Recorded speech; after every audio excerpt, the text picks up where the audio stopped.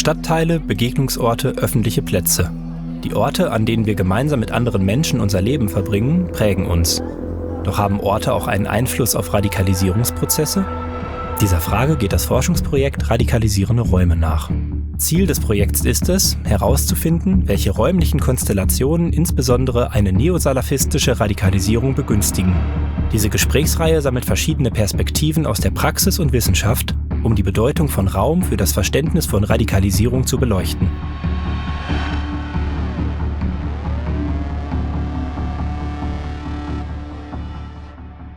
Herzlich willkommen zur Gesprächsreihe Radikalisierung und Raum. Mein Name ist Armin Küchler.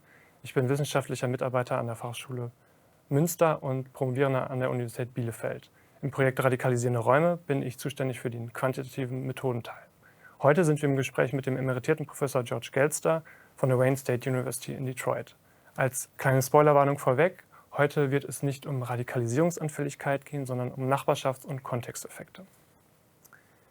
I'm very honored to have a truly distinguished expert here today, George Galster. George, you are an Emeritus Clarence Hilberry Professor of Urban Affairs and a distinguished professor at Wayne State University. You earned your PhD in economics from the MIT, and since then you were, I'm quoting you here, recovering from economics by diving into various other disciplines with the goal to analyze how neighborhoods influence our lives. During your career, you worked on more than 160 articles and a number of books, and I really appreciate that you took the time today to share your knowledge with us. And to dive right into it, George, a huge part of your work deals with questions that are trying to understand under which circumstances people choose their neighborhood and how this affects not only them, but as well the society they are living in as a whole. And this tremendous work of yours resulted in your 2019 published book, Making Our Neighborhood, Making Ourselves. Now, to start gently and without jumping directly into the subject with definitions, what was your initial motivation for choosing neighborhoods as a research field?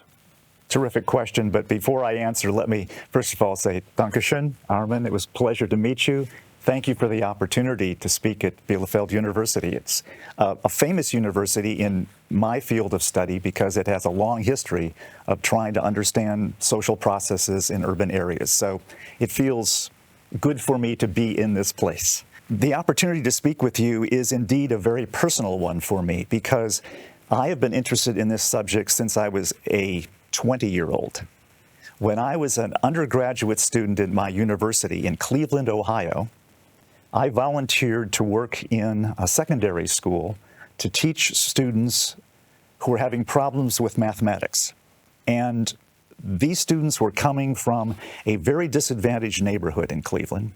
They were all black students from poor families, and I had not in my life had previous experience with those kinds of students because, as you know, American cities are very segregated. So I went to an all-white, all-middle-class school, and my neighborhood was all-white and middle-class, and so this segment of our society was unfamiliar to me. So for the first time, I had a chance to work one-on-one with students that were different from me and had different chances than I had in life. And as we worked through the mathematics, I realized that the challenge they were having in learning was not because they were not intelligent, but it was because of the neighborhood circumstances that they were finding themselves in. So, for example, one of my students said, "I'm sorry, George, I couldn't get my practice problems in geometry done because I was taking care of my younger brothers and sisters in the evening when shots were fired through the walls of my house, and I had to cover them up with my body to make sure they weren't shot. Then the rest of the evening I spent with my young brothers and sisters to make sure they were okay." Well, as a middle-class white boy, I had never had to do that growing up. And then I started to realize that that was part of the environment that was normal for them. More and more as I got to know them, I got to know their relatives and the adults in their lives. And very few adults in their lives gave them role models for what we would call success. So their parents did not go to college. Many in their social networks did not go to college.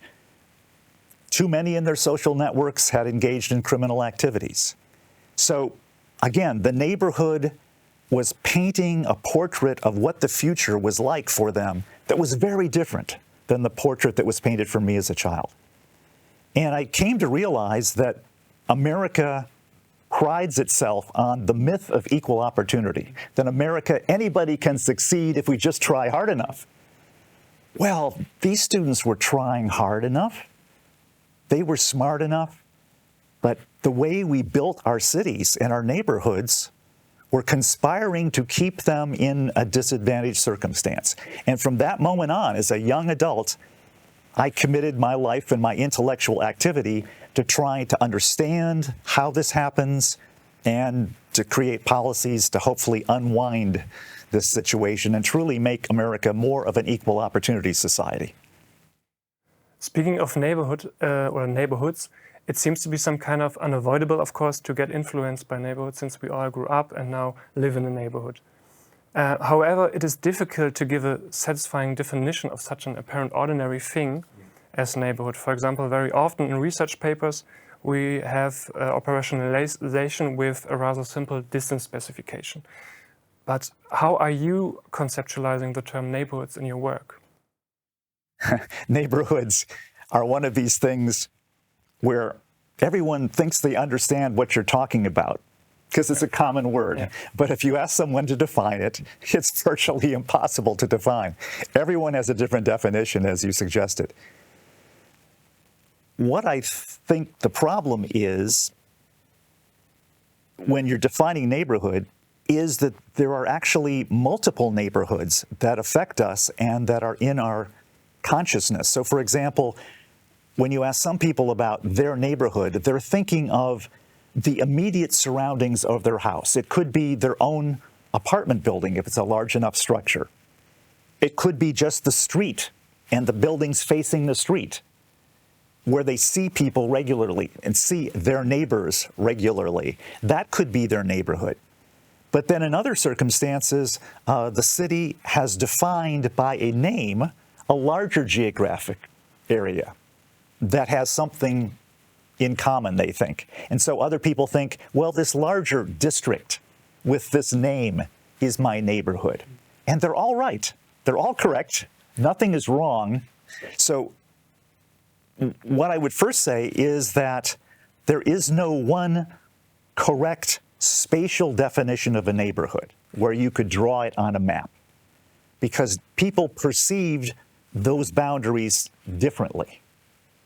Secondly, I would say that each level of the neighborhood, that is the very small scale neighborhood, the medium scale neighborhood, the large scale neighborhood, is relevant because each of those levels can affect us in a variety of ways. Our social interactions might be most affected by the close, small neighborhood. And so our role models and local norms that we might be affected by probably operate at that scale. But at the intermediate scale, we might be concerned about crime and our feelings of safety as we walk about this space. Even if we don't know the people there, if it's perceived as dangerous, that affects us. At the larger scale neighborhood, we also could be effective if that is close to the catchment area of a school. And so we're talking about what kinds of students will go to school with your child. Or it could be an area that has similar levels of air pollution. And so no matter where we walk in that big space, we're inhaling toxic chemicals into our body. So each level of neighborhood has a different effect on us.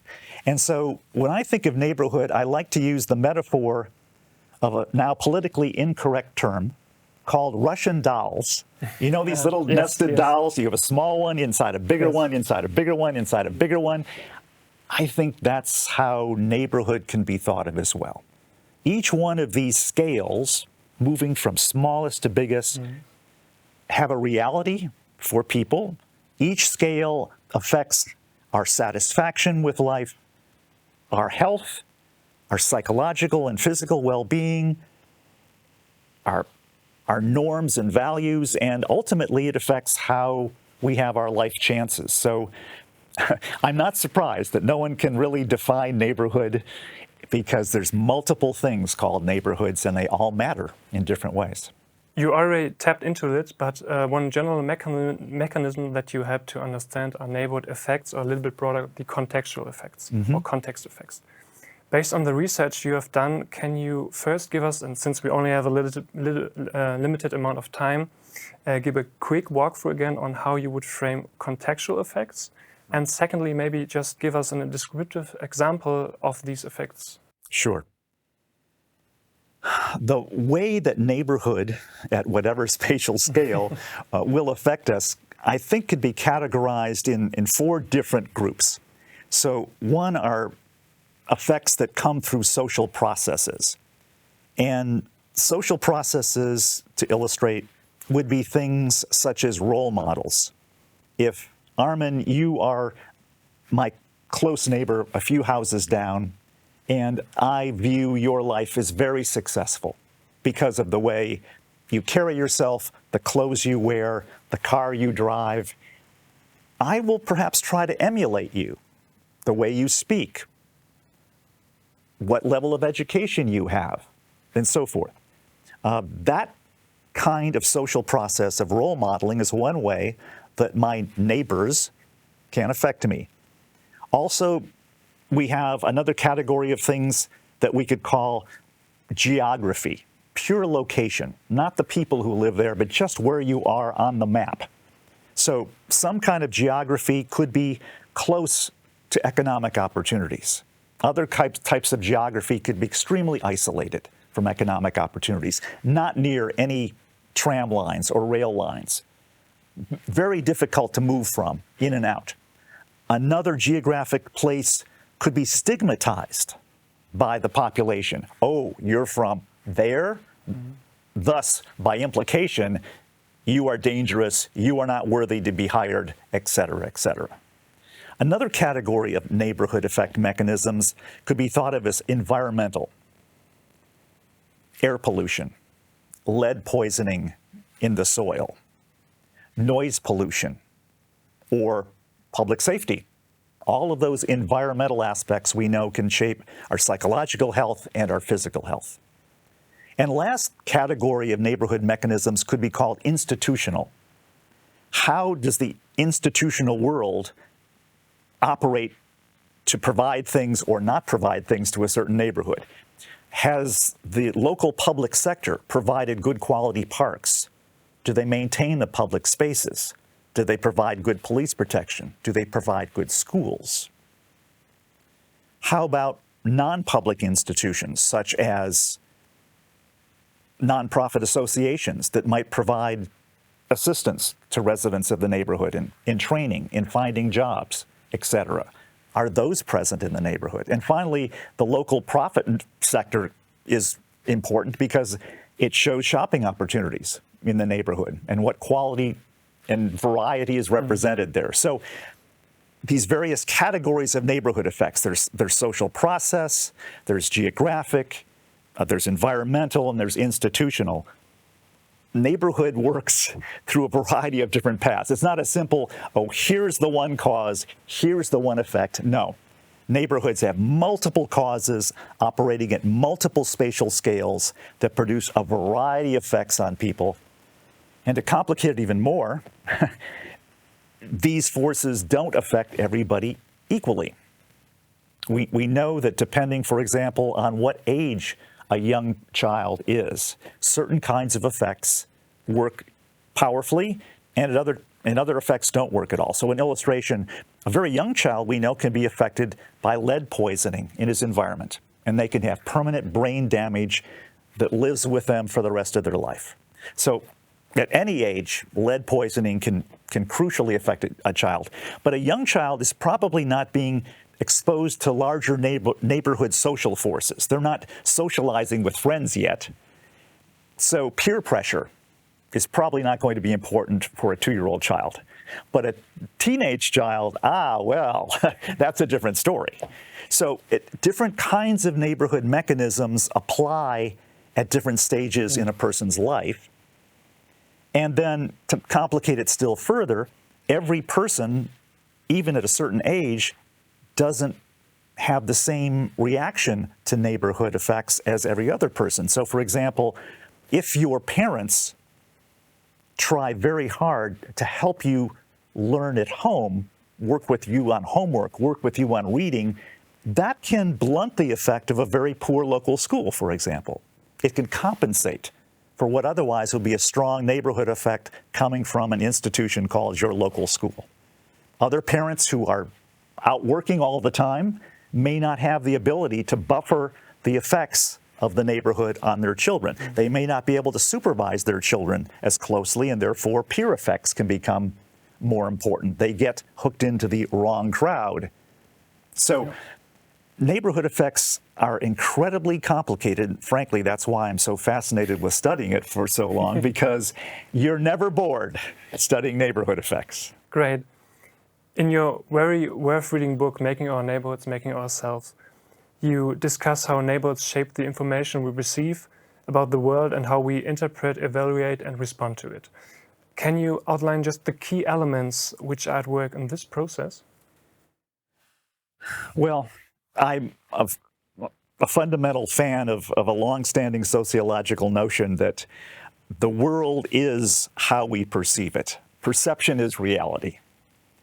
And so how we perceive the world is going to be very important. So we should think about neighborhood as also affecting how we perceive the world. And so backing up a little bit, we ask, how do we get information about the world? Well, we experience it firsthand. That's one possible way. We use our senses directly to experience the environment in which we're sitting at this point. We also experience the world secondhand through media. And the media can be another person. You can tell me about the world that you've experienced and share it with me so I can learn and get perceptions developed that way. I can get it through impersonal sources, a newspaper, my cell phone, the television, the radio. Okay, so lots of different ways that we get information about the world. So let's bring that concept into context of neighborhood. So sometimes we have our perceptions shaped by our neighbors. We're talking to our friend next door, and she shares with me, did you know there was a murder 3 houses down last night? I didn't know about that. Oh, maybe I should change my perception about how safe this neighborhood is. That's a dramatic example, but neighbors can convey information to you that you would not otherwise know. That also can happen these days, not on face-to-face communication, but on local social networks. There are networks designed for neighbors to communicate with each other. In the United States, Nextdoor is the famous platform for doing that. But those of us who live in large apartment or condominium buildings also have websites that are run by our management company in which we can post messages about what's going on in our building. We can communicate with the manager, but we can also communicate with other residents. And so we're often posting things about events in our building. And so other people who read those websites get information from their neighbors electronically.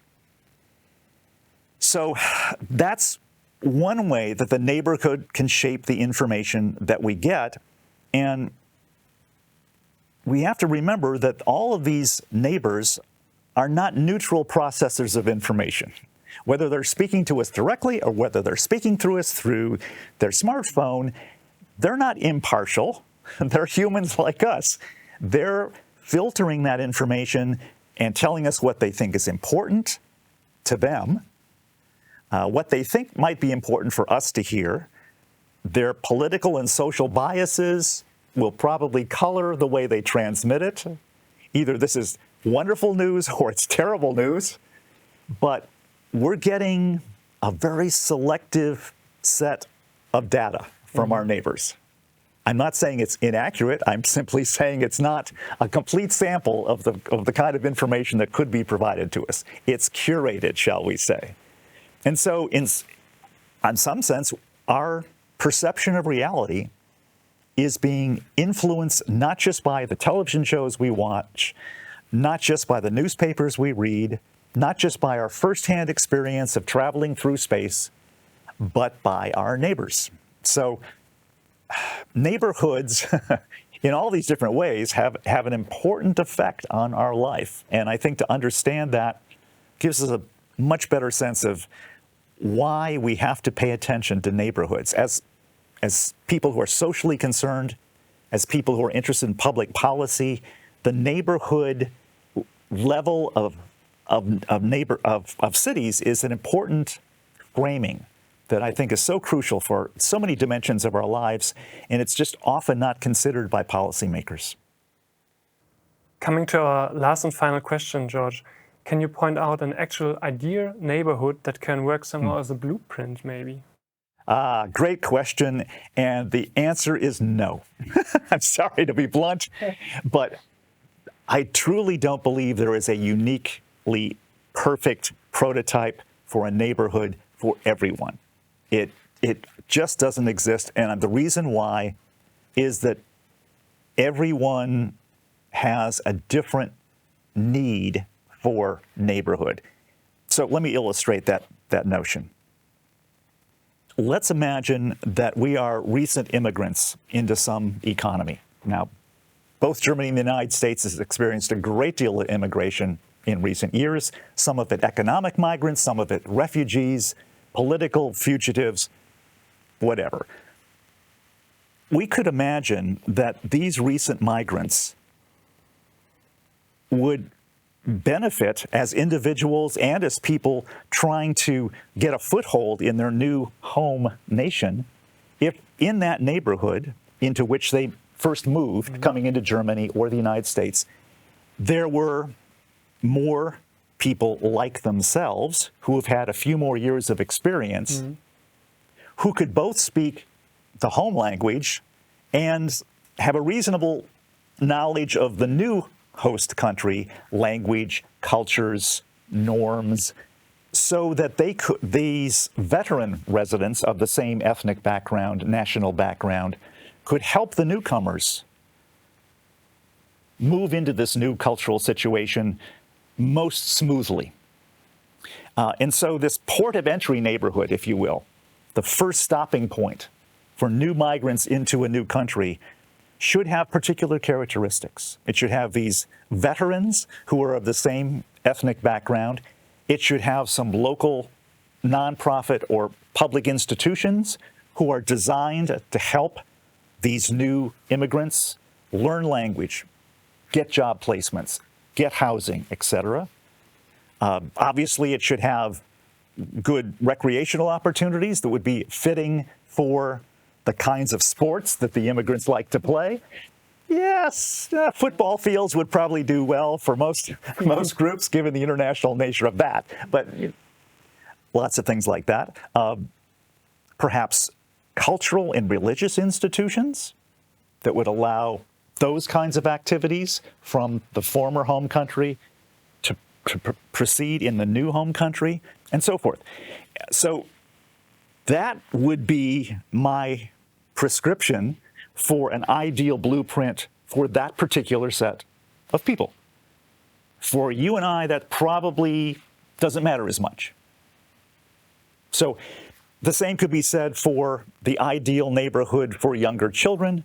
That might be a little different than the ideal neighborhood for seniors like me.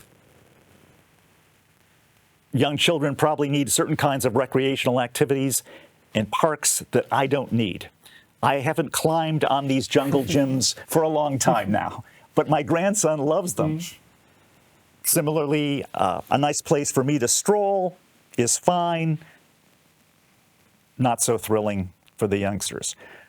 Similarly, I value having a neighborhood with many shops and medical facilities within an easy walk. A young family with an automobile, with more mobility, maybe doesn't need to worry quite as much about that aspect of things. But you get my point that different kinds of people place different salience on certain aspects of neighborhoods, such that one neighborhood will not fit all. There's not one shoe that fits all people. Similarly, not all neighborhoods fit everyone the same way. So that means we needed to build and maintain and supply a wide variety of neighborhoods in any given city. And of course, the balance of what kinds of neighborhoods we have will depend on the population and demographics of that city. There are certain kind of criteria, though, that we would always, I would think, suggest that would be universal parts of this blueprint. Certainly, you'd want a neighborhood that is not heavily polluted.